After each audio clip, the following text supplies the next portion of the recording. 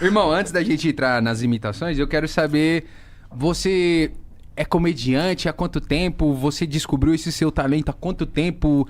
Como é que foi? Você trabalhava com outras coisas, sempre imitou? Eu quero saber do antes, como que era você adolescente ali, descobrindo, sei lá, o seu dom, sua formação. É um dom, né, mano? Então, irmão, eu comecei a fazer imitações quando eu era criança mesmo, devia ter uns 10, 11 anos mais ou menos, por causa da galera do Pânico, que era viciadaço, assim. E fazia muito na escola com os meus amigos, todo mundo assistia, né, naquela época. E aí fazia de sacanagem e tal, numa você festa. imitava ali? Pô, primeiro foi a Mauri Dumbo. Eu fui numa festa fantasia, mano, vestido de Amaury Dumbo. Foi muito engraçado, porque todo mundo tava com fantasia normal e eu lá de Amaury Dumbo, assim, mó aleatório. Chamou muita atenção, imagino. E na época essa imitação já... A galera... Era estouradaça. E eu fiquei, tipo, as 2 horas que eu fiquei na festa falando com todo mundo assim, vem pra cá, meu amigo, festa maravilhosa, vem provar essa cachaça! Zoando pra caralho, com a garrafa de pioca. Assim. Com a garrafa de pioca na mão com 11 anos, mano. Muito engraçado. Eu era gordão, foi mais engraçado ainda. Mas aí você falou, cara, eu sou bom nisso aqui, vou continuar. Ou você já sabia que você já tava imitando, mas foi nesse dia que te deu um gatilho que eu, porra, vou imitar outras coisas. Cara, com essa imitação lá que eu fiz na festa, eu vi que as pessoas se divertiam. Então, aos pouquinhos, o meu subconsciente foi meio que falando assim pra mim, cara, começa a fazer outras pessoas, porque a galera gosta.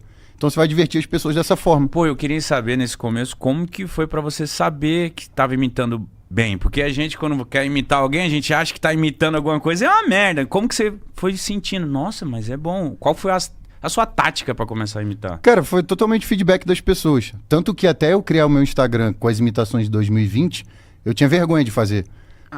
Eu tinha medo de fazer e a pessoa falou, pô, que merda que você tá fazendo, para com isso e tal. E eu tinha muita vergonha. Onde que troca essa confiança? Porque é o que o Mítico falou, a imitação é muito subjetivo. Muita gente acha que sabe imitar, mas quando você ouve a pessoa imitar, você fala...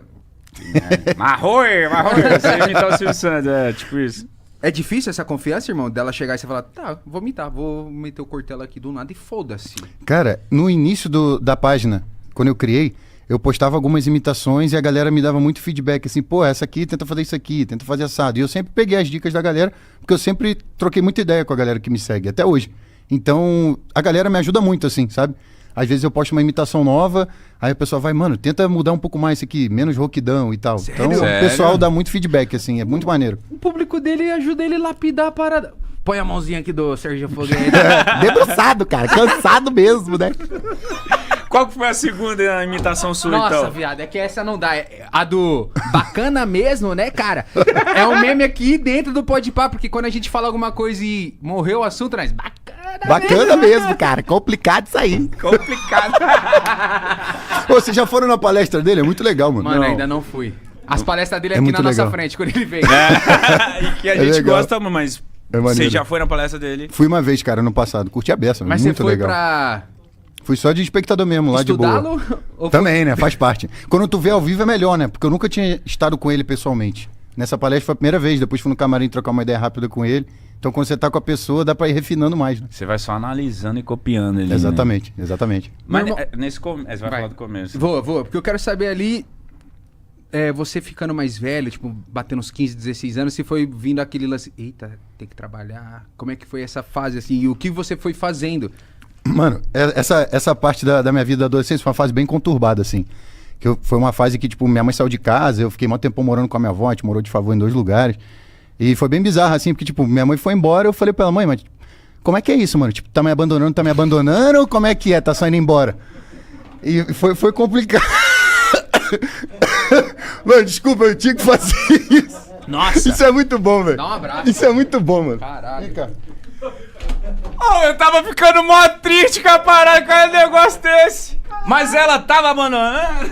Eu falei, mãe, como é que é isso? Tá me abandonando, Mano, eu não ou posso tu ouvir tá a só me palavra largando? competindo que me dá um bagulho, eu fico tipo... Porque tá competindo. Competição. Ai, viado. Mas, mano, obrigado por isso. faz total sentido isso que você falou. Porque você queria saber se aquilo era realmente o que tava dentro do cara. Só que as pessoas não entendem. Aí eu ficar gastando. Mano, o lance do Verstappen, eu acho que da hora nós contar aqui, de uma vez por todas. Mano, qual que é a fita? Você vai falar com o Verstappen, primeiro que você fica nervoso, né? Lógico. E aí, o que rolou? Uma galera muito em torno da gente ficava assim... Ô, Verstappen é europeu, cuzão. Aí, como assim? Ah, não dá muita trela. Ele é direto e reto. Você vê, aí os caras falavam, mano, você vê as entrevistas dele, é corte seco. E nós ficando meio... Ai, como é que Já vai ser? tava tenso, né? Aí como é que vai ser? Como é que vai ser? Isso uns 3 dias antes, aí chega. Nós de manhã, lá no Palácio Tangará. Fórmula 1, né, mano? Os bagulho é muito... Red Bull.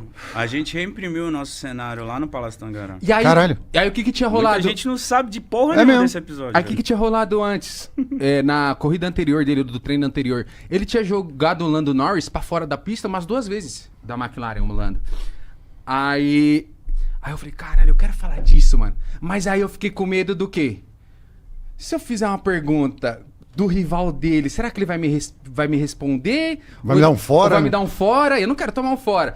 Então eu fui fazer essa pergunta com um dedo.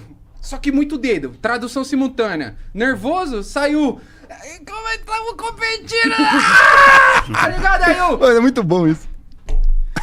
Mano, e às vezes é só um erro e tá tudo bem. Só repetiu uma palavra e virou uma... Não, mas do caralho. Foi engraçado. Mas é engraçado. Mano, mas isso que eu fiquei falando pro bicho, falei, mano, ele deve ter nós na manga. Com viado. certeza. Porque tem muito arquivo nosso. Não, ele veio na historinha da mãe dele, eu já falei... Eu ficando triste. Eu ficando triste, já veio abandonando. Mas é verdade isso? É verdade, verdade. Filha da puta. É verdade. Quem, minha mãe ou eu? A sua mãe que saiu fora, né? Mas E aí, ela... tipo, eu fiquei com a minha avó morando sozinho mó tempão, mano. E foi na época que eu saí do ensino médio, comecei a prestar vestibular. E aí eu fiz educação física. Me formei em educação física em 2019, pela UFRJ.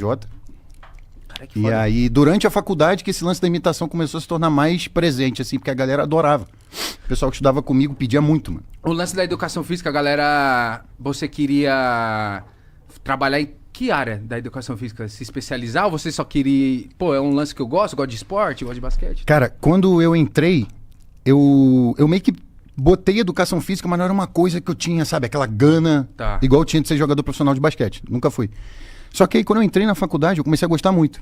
E eu, quando eu entrei, eu falei assim, por mais que eu não seja jogador, eu vou tentar trabalhar com basquete. Então, eu vou tentar fazer o bacharelado. Só que o bacharelado, a nota de corte é muito mais alta. E aí, eu não 8, ia... 9. É, tipo, tem a nota lá do SISU, é tipo assim, 30%, 40% a mais do que licenciatura, porque o país precisa muito mais de professor na escola, né, do que técnico de basquete, teoricamente. Entendi. E aí, eu entrei pra licenciatura, eu não ia entrar no bacharel, eu entrei pra licenciatura. Falei, pô, mano, não quero dar aula pra criança e tal, mano. Me apaixonei, assim, no meio da faculdade.